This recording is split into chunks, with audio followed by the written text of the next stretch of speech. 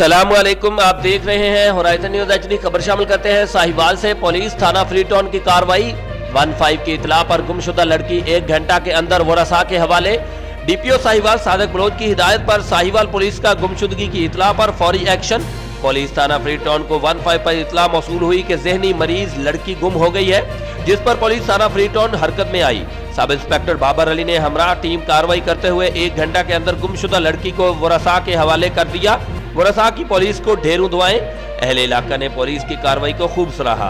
Report Mohammad Hamad Raza, divisional crime reporter Sahiwal, Horizon News HD Pakistan. मजीद खबरों और अपडेट्स के लिए हमारे YouTube चैनल को सब्सक्राइब करें, बेल आइकॉन को प्रेस कर दें और हमारे Facebook पेज को लाइक कीजिए।